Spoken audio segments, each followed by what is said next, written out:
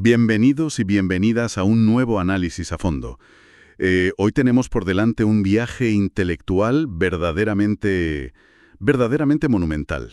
¿Y tanto que lo es? Sí, porque el objetivo de esta exploración exhaustiva es diseccionar uno de los pilares más complejos e intrigantes de la ciencia del Qin Qigong. Exacto. Específicamente nos vamos a centrar en el segundo nivel de esta disciplina, un método conocido como Xin Shen Xuan.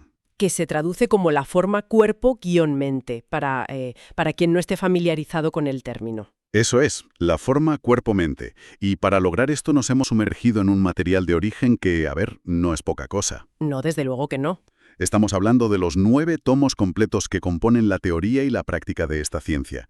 Nuestra misión de hoy es extraer y desmenuzar exactamente cómo se debe manejar la mente. Conocida en este contexto como Shen. Exacto, el Shen, y en la energía, el Qi o Qi, a lo largo de toda esta etapa tan específica del entrenamiento. Bueno, yo creo que establecer la relevancia de este tema desde el primer momento resulta vital para quien nos escucha. Totalmente. Porque es muy fácil caer en el error de pensar que estamos ante un texto de misticismo inalcanzable o magia antigua, o una especie de filosofía abstracta de la que no se puede sacar absolutamente nada práctico. Claro, la típica idea de sentarse a flotar en una nube. Eso es, pero al analizar la estructura de estos 9 tomos, lo que verdaderamente emerge es un manual de instrucciones increíblemente detallado sobre la biomecánica, sobre la fisiología humana y la conciencia.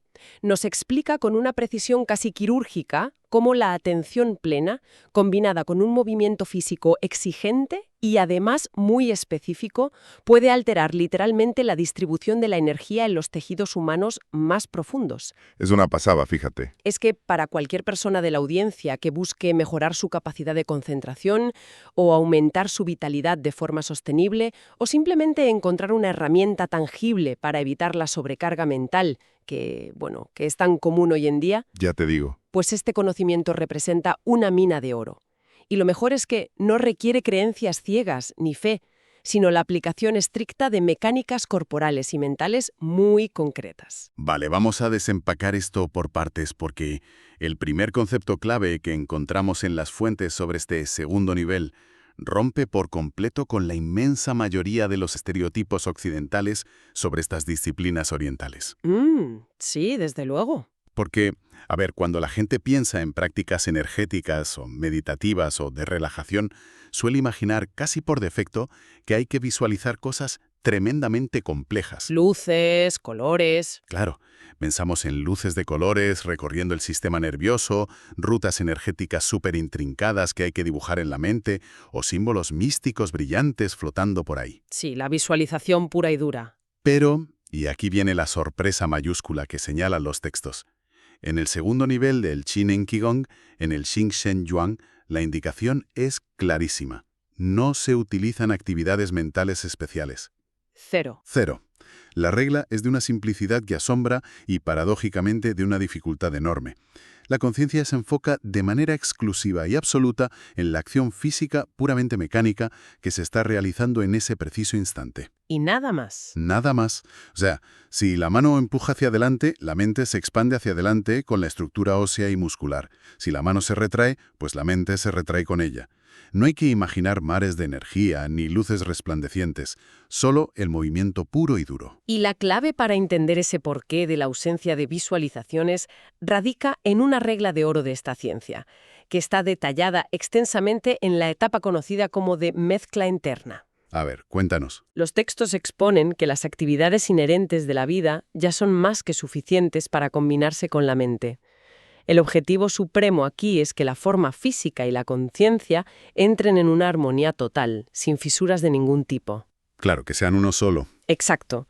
Si a la mente se le da una tarea adicional e imaginativa, como visualizar un color rojo brillante en el pecho o una luz dorada en las palmas de las manos, inevitablemente se está creando una división interna. Te divides. Te divides. Una parte de la conciencia está prestando atención al músculo que se contrae, mientras que otra parte, y quizá la mayoritaria en muchos casos, está ocupada pintando un cuadro mental. Y eso dispersa. Mecánica. La conciencia y la forma física colapsan la una sobre la otra, fundiéndose en una sola entidad indisoluble. Y eso es Potentísimo. Para ilustrar lo terrenal, lo increíblemente física y mecánica que es esta fusión, las fuentes comparten un par de anécdotas históricas que logran aterrizar este concepto de maravilla. Son historias fantásticas. Lo son. Hablan de cómo los verdaderos secretos de muchas artes maestras a lo largo de la historia no radican en talentos místicos infundidos por los dioses, sino en trucos físicos de sincronía absoluta. Eso es. Una de las historias más descriptivas nos lleva a la ópera tradicional china. Se centra en el legendario personaje Zhuge Liang. Bueno, pues en una escena famosísima y sumamente dramática, el actor que interpretaba a su gran rival, Xu Yu, debía agitar la cabeza con furia, escupir sangre ficticia y lograr que su pesado sombrero cayera al suelo exactamente en la fracción de segundo de su muerte. Y claro, parece magia teatral. Pues los textos relatan cómo un amigo del autor de estos 9 tomos, fascinado por la escena en cuestión, intentó replicarla en casa incontables veces. Y siempre, sin excepción, fallaba de manera miserable. Me lo puedo imaginar. O el sombrero salía volando antes de tiempo por la fuerza de agitar la cabeza, arruinando todo el drama. O simplemente se quedaba atascado en la cabeza después de escupir. Una frustración técnica y biomecánica enorme que ilustra perfectamente la desconexión entre la intención y el cuerpo. Desde luego. Y la solución al enigma que le reveló su propio maestro mucho tiempo después era pura ingeniería corporal. Pura física. El secreto no era desear con mucha fuerza que el sombrero cayera, ni visualizar el sombrero cayendo envuelto en luz dorada.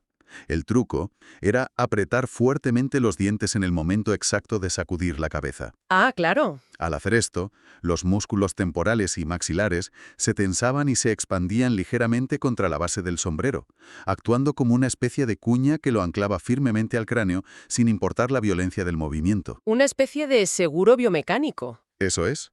Y luego, al abrir la boca para escupir la sangre, la mandíbula inferior caía, los músculos perdían toda la tensión de golpe y el sombrero, sin su anclaje, caía dramáticamente por su propio peso. ¡Qué maravilla! Era un acto físico milimétricamente exacto coordinado con una intención mental inquebrantable. Y para rematar, los textos dan otro ejemplo también maravilloso con un artesano histórico conocido como el hombre de barro Zhang. Sí, el de las muñecas de arcilla. Exacto. Las muñecas de arcilla que este hombre creaba tenían una belleza, una viveza y unas sonrisas absolutamente incomparables. Se cuenta que sus aprendices pasaron décadas, vidas enteras, intentando imitar su técnica de esculpido manual con espátulas con pinceles, fracasando rotundamente. Tratando de replicar el detalle visual. Claro. Y el gran secreto que el maestro Zhang finalmente reveló era casi un chiste por su simplicidad. Una vez terminada la muñeca, y mientras la arcilla aún conservaba su humedad y blandura, le daba un sutil golpecito en las mejillas y simultáneamente le levantaba la barbilla con la palma de la mano. Ese simple movimiento mecánico, esa presión unificada, redondeaba las facciones de una forma natural que el esculpido manual detallado jamás podría lograr en la vida. Lo fascinante aquí es que lo que revelan estas anécdotas no es solo un dato curioso sobre la ópera o sobre la alfarería china. Revelan la esencia misma de lo que los textos definen como la práctica del Qigong en este nivel. Exactamente. Establecen de manera explícita que la inmensa mayor parte del contenido del Jinen Qigong pertenece exactamente a este tipo de truco. A un mecanismo interno. A un mecanismo, sí. Hay que desmitificar la idea de un poder sobrenatural que desciende del cosmos para iluminar al practicante. De lo que estamos hablando es de descubrir la mecánica exacta, profunda y a menudo oculta del cuerpo humano y sincronizarla sin margen de error con la mente. El truco real, el núcleo del segundo nivel, es esa perfecta armonía mecánica y mental. Completamente de acuerdo. Cuando la forma, que es el cuerpo físico de carne y hueso, y el espíritu, que es la atención mental plena, ejecutan el truco juntos, el resultado externo parece mágico, parece fluido y lleno de energía. Pero en la intimidad del practicante es simplemente la aplicación magistral de leyes naturales y biomecánicas. Resulta fascinante cómo las fuentes no dejan esta teoría flotando en el aire, sino que aplican este mismo principio de sincronía a nuestra vida diaria más mundana. Que es lo que lo hace útil, claro. Exacto. Hace que toda esta ciencia de 9 tomos sea tremendamente práctica para cualquiera. Mencionan un ejemplo cotidiano brillante, que es el acto de sostener una taza para beber agua. Un clásico. A primera vista, extender el brazo parece la acción más simple y automática del mundo, pero el texto nos detiene y nos pide que analicemos con honestidad clínica ¿dónde está verdaderamente nuestra mente en ese instante? Normalmente en cualquier otro sitio. Claro. Si la mano de una persona se extiende hacia la taza que está sobre la mesa, pero su mente ya está imaginando el sabor del agua, o peor aún, está repasando mentalmente la tensa reunión de trabajo que tiene en 10 minutos, ahí existe una desconexión fundamental. Total. La forma física va por un lado, ejecutando un programa en piloto automático, y la conciencia va por otro, viajando en el tiempo hacia el futuro. Sin embargo, si al ver la taza, la mente se centra de manera exclusiva en la acción física en curso, en sentir la contracción del bíceps, el codo que se despliega, los tendones de los dedos que se preparan para el agarre, En el aquí y ahora biomecánico. en ese preciso y minúsculo instante, la forma y la conciencia se unen. Y fíjate que llevar ese nivel de detalle a la vida cotidiana tiene implicaciones que alteran por completo el paradigma del desarrollo humano. Los textos son categóricos al indicar que prestar atención a esta armonía estricta de forma y espíritu en las actividades de la vida diaria, pues permite que el nivel de dominio de cualquier persona mejore a una velocidad vertiginosa. Y sin estar en la sala de práctica. Formal, al convertir acciones mundanas y superrepetitivas en ejercicios rigurosos de sincronía absoluta, se está recableando el cerebro y entrenando al sistema nervioso central para operar de manera constante sin dispersión. Es como llevar el entrenamiento puesto todo el día. Exacto. Cuando la forma y la conciencia caminan de la mano, el chi, esa energía vital que fluye por el cuerpo, también se armoniza y se fortalece. Es el mecanismo perfecto para evitar esa fuga constante y silenciosa de energía que ocurre todos los días cuando el cuerpo físico está atrapado en una silla, pero la mente está divagando de forma caótica en 1000 escenarios alternativos. Bueno, pues aquí es donde se pone realmente interesante. Porque entramos ahora en una sección que requiere que desmenucemos un cambio de reglas masivo dentro de esta disciplina. Un cambio de paradigma total. Sí, y para que la audiencia comprenda la magnitud de este cambio, primero debemos entender el punto de partida. En el primer nivel del Xin Chen Qigong, un método llamado Pen Chi Wan Ding Fa, la técnica principal consiste en usar la mente para movilizar algo que los textos denominan el Hunyuan Qi. Eso es. Para simplificarlo, imaginemos este Hunyuan Qi como la arcilla cruda del universo, una energía primordial, externa y sin forma, que también reside en el cuerpo. En ese primer nivel, el trabajo es muy mental. Se usa la intención para atraer esa arcilla cruda cósmica hacia el practicante. Es la mente tirando de la energía, arrastrándola. Exacto. Pero al graduarse y entrar en este segundo nivel, el Xin Shen Yuan, la regla del juego se invierte por completo. El principio rector pasa a ser una frase fundamental, y Jing Yin Qi, que se traduce como inducir el chi con la forma. Precioso concepto. De repente, ya no es la mente la que tira de la energía externa. Es el propio cuerpo físico, a través de sus movimientos, el que bombea y genera el flujo de energía. Y el análisis de cómo interactúa exactamente ese movimiento físico con la red energética interna es una de las partes más densas y yo creo que más ricas de los 9 tomos. Sin duda. Según esta teoría estructurada, el movimiento del aparato locomotor es el factor que afecta de manera directa e inmediata al chi que fluye por los meridianos, los canales internos del cuerpo.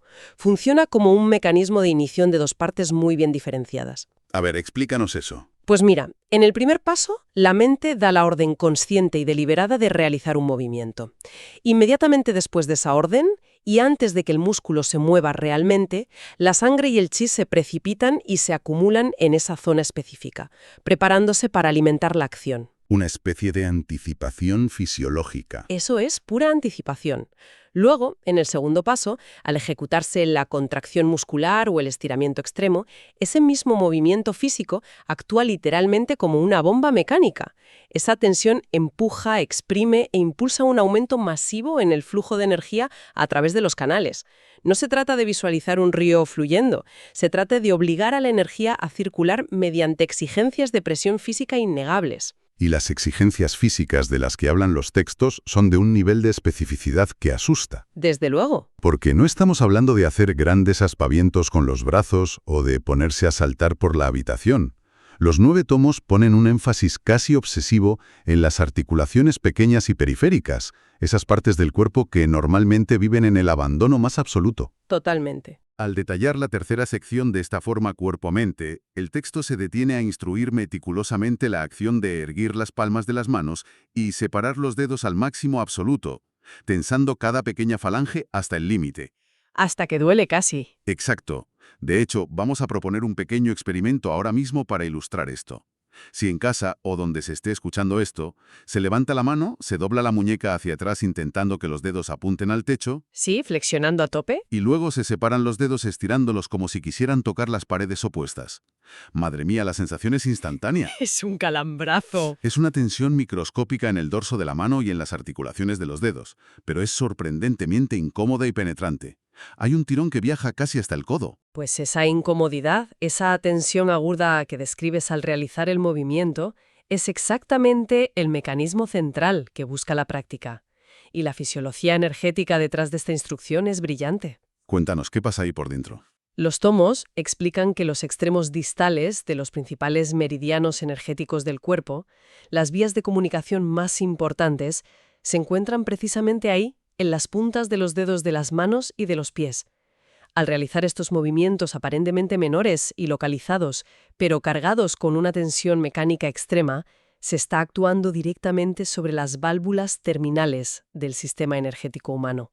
Claro, estás tocando el interruptor principal. Exacto. Esta exigencia física no es un capricho estético, no es para quedar bonito en la postura. Obliga a que el flujo de chi en esos meridianos específicos y en sus puntos de acupuntura asociados aumente de manera masiva para sostener la tensión. Si usamos una analogía hidráulica, es exactamente como abrir a máxima presión la boquilla ajustable en el extremo de una manguera de jardín. El cambio en la succión y la presión afecta inmediatamente a todo el caudal de agua a lo largo del conducto. Y el nivel de detalle de las fuentes no se queda ahí, sino que explica cómo todo esto desencadena un ciclo de retroalimentación perfecto y cerrado. Según los textos, no se trata de un proceso lineal de, bueno, muevo el dedo y ya está, sino de un círculo virtuoso que atrapa a la mente. Un círculo fascinante. ¿Sí?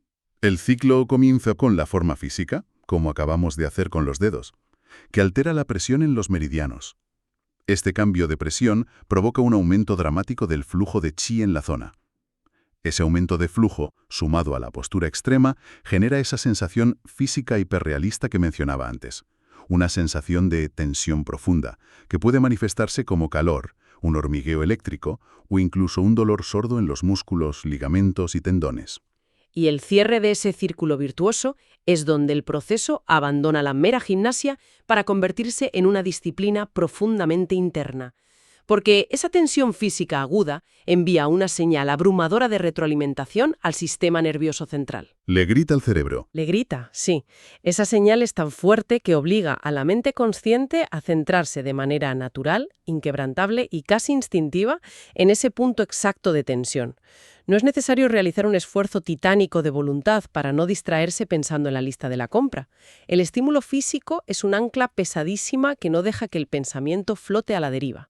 Es imposible distraerse con esa sensación. Es que el paso final, el verdadero secreto de la eficacia de este método, es que la mente, al estar firmemente anclada en ese punto de tensión profundo, ejerce su función directiva.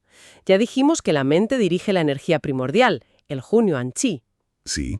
Pues bien, al estar concentrada en ese ligamento tenso, la mente moviliza la arcilla cruda, la energía más profunda del cuerpo, hacia ese lugar exacto de tensión, fusionando la energía que fluye por los meridianos superficiales con la energía interna y reparadora de los tejidos. Es una coreografía interna asombrosamente compleja que ocurre en milisegundos.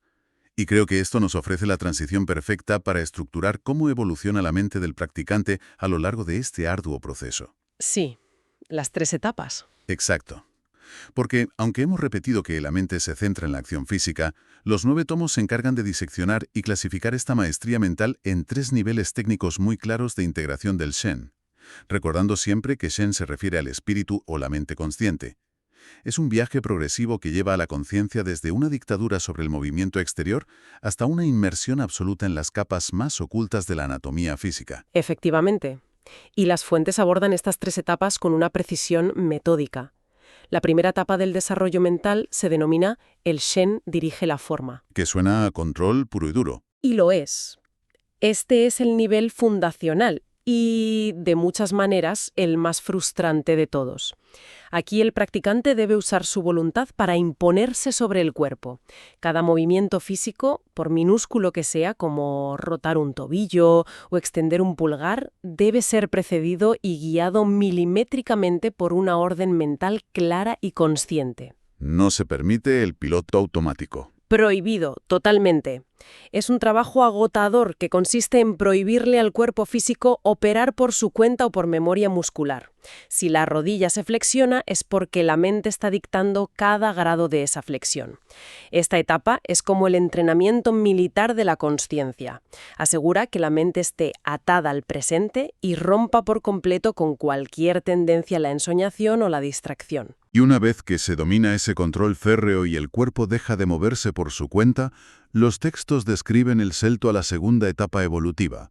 El Shen observa la forma. En este punto ocurre un fenómeno mental fascinante, según leo en las fuentes. El practicante ejecuta la secuencia de movimientos complejos, generalmente con los ojos cerrados, y es capaz de generar una imagen mental en 3 dimensiones increíblemente vívida de su propia estructura. Una visualización espacial de uno mismo. Exacto. Es como si la mente del practicante se proyectara fuera del cráneo, convirtiéndose en una cámara de observación externa que flota en la habitación. Se observan a sí mismos practicando desde el frente, desde atrás, desde los lados. Se adquiere una conciencia espacial absoluta de cada hueso y músculo en movimiento, lo que le otorga a la intención mental una capacidad de autocontrol y corrección postural sobre la estructura física que roza la perfección geométrica. Y finalmente se alcanza la tercera etapa, considerada la más compleja, profunda e impactante a nivel fisiológico según los 9 tomos. Y es cuando el Shen entra en la forma. ¿Esto ya son palabras mayores? Aquí presenciamos un cambio de paradigma radical respecto a la etapa anterior. La mente ya no observa el cuerpo desde la comodidad de una cámara externa. La mente colapsa hacia el interior y penetra la barrera de la piel. Se hunde en la materia. Literalmente, a medida que la sensibilidad neurológica y energética se multiplica, la conciencia se hunde en las distintas capas de tejido del propio cuerpo. La mente inicia un viaje hacia las profundidades, sintiendo y habitando primero la capa superficial de la piel, descendiendo luego para fusionarse con la textura de la carne y el músculo, penetrando más profundo hasta anclarse en la dureza flexible de los tendones y ligamentos, y en su nivel de máxima maestría, logrando que la conciencia entre y habite la densidad de los propios huesos y la médula espinal. Tela. La conciencia deja de ser un pasajero en el cerebro para convertirse en habitante a nivel celular de todo el cuerpo. Es que entender esta progresión hace que resalte de inmediato una de las grandes paradojas filosóficas y prácticas que se debaten extensamente en las fuentes. Analicemos los datos un momento. A ver. Todo este segundo nivel, el método Xin-Sheng Zhuang, implica un nivel de esfuerzo físico considerable, por no decir extenuante. Hay tensión mecánica constante, hay estiramientos exigentes de articulaciones que casi nunca usamos, hay una demanda atencional ininterrumpida. Se está forzando al cuerpo a existir en un estado sumamente dinámico y estresado. Sí, no es relajante físicamente, desde luego. Y sin embargo, a lo largo de los tomos, el texto insiste machaconamente en que la meta final de todo este sudor y concentración no es otra que lograr la quietud más absoluta y profunda. A los ojos de cualquier observador externo, parece un sinsentido usar semejante avalancha de movimiento intenso y tensión incómoda para intentar alcanzar la paz mental. Bueno, si conectamos esto con el panorama general, la resolución de esa aparente contradicción es, quizás, la conclusión psicológica más elegante de todo este sistema. El objetivo final de mover, estirar y tensar el cuerpo con esa precisión casi obsesiva no es simplemente la salud articular o muscular, es alcanzar un estado cognitivo que los textos clásicos describen como la intención no es intencional. La intención no es intencional. Eso es. Este es un concepto fundacional en muchas ramas de las artes marciales orientales y se puede equiparar al viejo adagio de los maestros de boxeo tradicional chino, que afirman que en el nivel más alto no hay boxeo en el boxeo. Que entiendo que se refiere a que la técnica y el movimiento se vuelven una parte tan integral del ser humano, tan instintivos, que la parte racional del cerebro ya no tiene que formular el pensamiento de voy a golpear o voy a estirar el brazo. Tal cual. La lógica detrás del método es aplastante. Cuando la exigencia física es de un nivel de detalle tan abrumador, Cuando tienes que controlar la tensión exacta de la falange del dedo meñique mientras habitas con la mente el tendón del codo, pues la capacidad de procesamiento del cerebro se satura positivamente. Se queda sin RAM, por decirlo en términos informáticos. Exactamente. La mente consciente simplemente no tiene espacio, no le quedan recursos para generar pensamientos aleatorios o dispersos. El volumen de las preocupaciones diarias, el estrés del trabajo, las ansiedades existenciales. Todo ese ruido de fondo es expulsado sin violencia, por la pura necesidad biológica mental de habitar completamente el tejido que se está trabajando. Qué interesante. Al lograr esa fusión perfecta, donde la mente entra en la forma, los pensamientos erráticos colapsan. Y aquí está la clave. La quietud mental y la paz no se logran sentándose a reprimir los pensamientos por la fuerza, sino ofreciéndole a la mente una morada física tan demandante, tan llena de sensaciones, que la concentración absoluta y el silencio interior surgen como un subproducto natural. Esa es la definición técnica de encontrar la verdadera quietud dentro del movimiento extremo. Entonces, ¿qué significa todo esto? Teniendo todo este paisaje dibujado, es el momento de destilar el significado último de este análisis a fondo. Si recogemos todas las piezas que nos ofrecen los voluminosos textos del Sinnen-Ki Huns, la conclusión sobre este segundo nivel destroza la imagen popular de la meditación pasiva. La instrucción de los 9 tomos no te pide que te sientes en postura de loto en un silencio contemplativo, a desear que la energía fluya o que la enfermedad desaparezca. Para nada. La instrucción es usar la biomecánica más pura, aprovechar el movimiento físico más exigente y anatómicamente exacto, prestando atención indivisible hasta a la torsión más sutil de una falange, para proporcionarle a la mente un ancla inquebrantable. El método utiliza el armazón del cuerpo como si fuera una herramienta de ingeniería, una bomba mecánica diseñada para estimular los meridianos mediante presión física, forzando a la energía vital y a la conciencia a inundar las capas de tejido celular más recónditas y olvidadas de nuestra anatomía. Es que la genialidad que se respira en cada página de estos 9 tomos es, sin lugar a dudas, su descarnada practicidad y su profundo conocimiento de la naturaleza humana. Quienes desarrollaron esta ciencia no confiaban ciegamente en la capacidad del ser humano promedio para calmar su propia mente mediante la mera voluntad. Porque saben que es casi imposible. Claro. Sabían que la naturaleza del cerebro no entrenado es divagar, saltar de una idea a otra, creando fugas constantes de energía. Por ello, la solución propuesta no es el aislamiento mental, sino la exigencia física. Al demandar que la conciencia abandone sus ensoñaciones para estar total y absolutamente presente, fusionada con una estructura corporal en tensión, se decapita la distracción mental desde la raíz. Se corta de tajo. El resultado final de esta disciplina no es un santo meditando en las nubes, sino el colapso de la barrera ilusoria entre la mente y el cuerpo, forjando un ser humano unificado, donde la intención y la acción son una sola entidad inmensamente fuerte, enfocada y rebosante de energía vital real. Es, en su forma más pura, el redescubrimiento del propio cuerpo físico como la única ancla válida para asentar el espíritu. Y todo este recorrido nos deja ante una perspectiva fascinante y, francamente, nos obliga a someter a un escrutinio muy severo la forma en que habitamos nuestros propios cuerpos en la actualidad. Sin duda. Porque, para cerrar nuestra exploración exhaustiva de hoy, queremos poner sobre la mesa una idea para reflexionar. Una conclusión provocativa, que emerge de forma natural y casi inevitable al cruzar este material antiguo con nuestra realidad contemporánea. Si aceptamos la premisa, fundamentada al detalle en estas fuentes, de que obligar a la mente a habitar de forma inquebrantable una acción física específica tiene el poder real, tangible y mecánico de bombear y concentrar niveles masivos de energía vital en las profundidades de nuestra carne y nuestros huesos, tenemos que hacernos una pregunta muy incómoda. Adelante. ¿Qué efecto fisiológico, qué devastación energética profunda le estamos infligiendo a nuestro propio sistema vital en el mundo moderno? Es una pregunta crítica si observamos la disociación masiva que experimentamos hoy en día. Vivimos inmersos en una arquitectura social y tecnológica donde permitimos, y a menudo fomentamos voluntariamente, que nuestra conciencia esté crónicamente fragmentada. Exactamente por ahí va la reflexión final. Tenemos el cuerpo inerte, desplomado en un sofá o encorvado sobre un escritorio durante horas, sin apenas un movimiento que estimule los meridianos. Y mientras el cuerpo físico languidece en un reposo pasivo, nuestra mente, nuestro Shen, está siendo arrastrado a la velocidad de la luz por decenas de pantallas, Totalmente. Consumiendo cientos de notificaciones. habitando escenarios digitales lejanos y procesando preocupaciones simultáneas que no tienen ninguna ancla en el momento físico presente.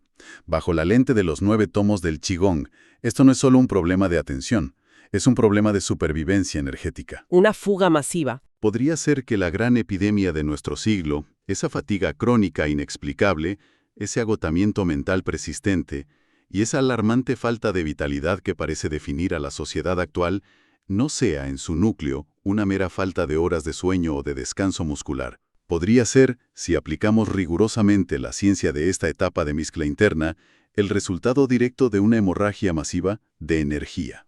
Da mucho que pensar. Una fuga constante y silenciosa provocada por una mente dispersa, un Shen desarraigado que vive en el ciberespacio y que, a lo largo de toda una vida moderna, casi nunca logra aterrizar, habitar y nutrir realmente su propia forma biológica. Es un pensamiento inquietante, un diagnóstico bastante severo, pero profundamente revelador para analizar cómo caminamos por nuestro día a día. Nos despedimos aquí y muchas gracias a la audiencia por acompañarnos en esta exploración.